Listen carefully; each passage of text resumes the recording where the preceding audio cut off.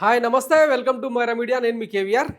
బాబు గారి విజనరీ పాలన అంటేనే ఇంకా అదొక ఆబ్రకదాబ్రా అలీబాబా ఇంకా అది దొంగల స్టోరీ లెక్క ఉంటుందన్నమాట.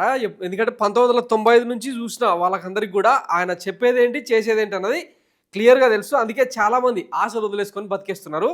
అదంతా వేరే సంగతి. ఇప్పుడు 164 సీట్లు ఇచ్చి అత్యధిక మెజారిటీతో గెలిపించిన, అంటే కనీ విని ఎరగని రికార్డు స్థాయిలో మెజారిటీలు ఇచ్చిన ప్రజలకు మనం ఇస్తున్న గిఫ్ట్, రిటర్న్ గిఫ్ట్ ఇవన్నీ ఏంటంటే, ఒకవైపు ఏమో ఛార్జీల మూత, ఇంకొక వైపు ఏమో కరెంటు కోతలు, పెన్షన్ల కత్తరింపులు, ప్రైవేటు కార్పొరేట్ సంస్థలకు విద్యా వైద్యాన్ని హ్యాండ్ ఓవర్ చేసేయడం. ఇప్పటికే చాలా చోట్ల అంటే రాష్ట్రంలో ఎన్ని కాలేజీలకు స్కోప్ ఉంది, ఎన్ని స్కూళ్ళకు స్కోప్ ఉంది, ఎంతమంది విద్యార్థులకు ఇంకా ఫెసిలిటీస్ కావాలి అని చెప్పి నిన్న మొన్న ఒక సర్వే వచ్చింది కదా. అవన్నీ కూడా ఇప్పుడు ఒక ప్రైవేట్ నారాయణ కాలేజీ ప్రిన్సిపల్స్ని అందులో అంటే ఆ బాడీలో పెట్టేసి ఇక అప్పనంగా అప్పగించే కార్యక్రమం నడుస్తూ ఉందంట. ఇవన్నీ అంటే ఇక తెర వెనుక జరుగుతున్న ఇవన్నీ తెర వెనుక కొడుతున్న చీకటి దెబ్బలు అనమాట. అవన్నీ తెలిసేలోపు చాలా టైం పడుతుంది.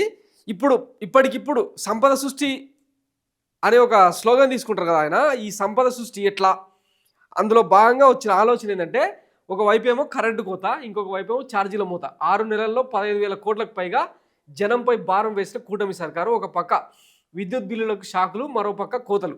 రోజు 2 నుంచి 3 గంటల పాటు సరఫరా నిలిపివేత, డిమాండ్ మేరకు సరఫరా చేయలేక అనధికారిక కోతలు, కరెంట్ లేక చీకట్లో గాఢాంధకారంలో అల్లాడుతున్న గ్రామాలు. ఎస్సీ ఎస్టీలకు గత ప్రభుత్వం అందించిన ఉచిత విద్యుత్కు ఎగనామం. ఉచిత విద్యుత్ లబ్ధిదారులకు వందలు వేలల్లో బిల్లులు జారీ చేస్తున్న కూటమి సర్కారు. తమ కష్టాలు చెప్పుకుంటే పెన్షన్లు, రేషన్ కార్డులు తొలగిస్తారని ప్రజల్లో ఆందోళన. అడిగితేనేమో ఇట్లా చీకటి దెబ్బలు కొట్టడానికి రెడీ అయిపోయారు అనమాట. నిలదీస్తే నీకు భూమి ఉందా, ఆధార్ కార్డు ఉందా, భూధార్ కార్డు ఉందా, తీసుకురా పెన్షన్ కట్, ఇట్లా అడగకుండా అంటే చీకటి దెబ్బలు కొట్టే ప్రయత్నం జరుగుతూ ఉందన్నమాట.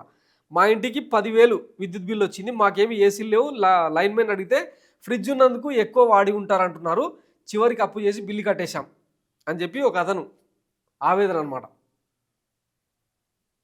చూడండి ఎగ్జాంపుల్, 1,345 రూపాయలు. ఇందులో అరియర్స్ 989, ఎనర్జీ ఛార్జెస్ 142, వాడిన యూనిట్ బిల్స్ 52 యూనిట్లకు వచ్చిన బిల్ ఇది. ఒకసారి ఇక్కడ మహిళా మనులు, శుక్రవారం మంగళవారం అసలు కరెంటు ఉండదు, రోజు కరెంటు పోతుంది, జగనన్న అధికారంలో ఉండగా మేము బిల్లులు కట్టాల్సి రాలేదు.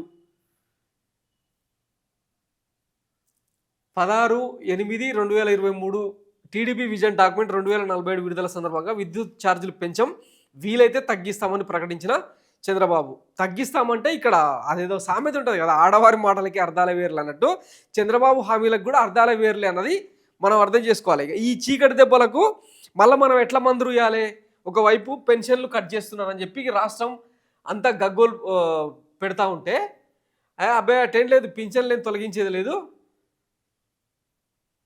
ఇట్లా ప్రకటనలు ఇవ్వాలన్నమాట. పింఛన్లు తొలగించేది ఏం లేదు, అర్హులకు ఇచ్చేందుకే తనిఖీలు చేస్తున్నాం, బీసీలకు ప్రత్యేక రక్షణ చట్టం, మంత్రుల కమిటీకి సూచనలపై కసరత్తు, స్థానిక సంస్థలు 34% రిజర్వేషన్ల కోసం పోరాటం, నామినేటెడ్ పోస్టులో బీసీలకు 34%, బీసీ హాస్టళ్లలో వసతుల కల్పన, తక్షణ మరమ్మతులకు ఆదేశం, బీసీ సంక్షేమ శాఖపై సమీక్షలో చంద్రబాబు గారు అంట. అహోరాత్రులు శోధిస్తున్న 5 ఏళ్ల విధ్వంసానికి పరిష్కారం దొరకట్లేదు. ఎందుకంటే జగన్ది సైకో పాలన కదా, 14 లక్షల కోట్ల అప్పు రాష్ట్ర ప్రజల నెత్తిన పెట్టిపోయిండు. ఇప్పుడు దాని నుంచి రాష్ట్రాన్ని ఎట్లా బిల్డ్ చేయాలన్న కోణంలో భాగంగా ఇట్లా ప్రజల మీద భారం. ఆయన ఎప్పుడైనా సరే ప్రజలు విరాళాలు ఇవ్వాలి, ప్రభుత్వమే అన్ని ఎట్లా చేస్తుంది, ప్రజలు కూడా భాగస్వాములు కావాలని చెప్తా ఉంటారు కదా.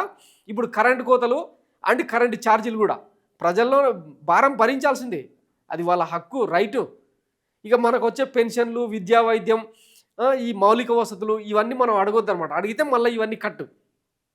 సో బాబు గారితో అట్టుంటుంది అనమాట. ఇప్పటికే విజన్ 2047 విజన్ డాక్యుమెంట్ రిలీజ్ చేసిరు కదా, అందులో ఇవన్నీ భాగం అనమాట. పైగా ఇవన్నీ ఎక్కడికి పోతున్నాయంటే అమరావతికి, ఈ నిధులన్నీ ఎక్కడికి తరలించాలి, అమరావతికి. సో దాని గురించి ఇంకొక స్టోరీలో డీటెయిల్గా చెప్పుకుందాం. Thanks for watching Myra media. నేను మీ కేవీఆర్. Thank you.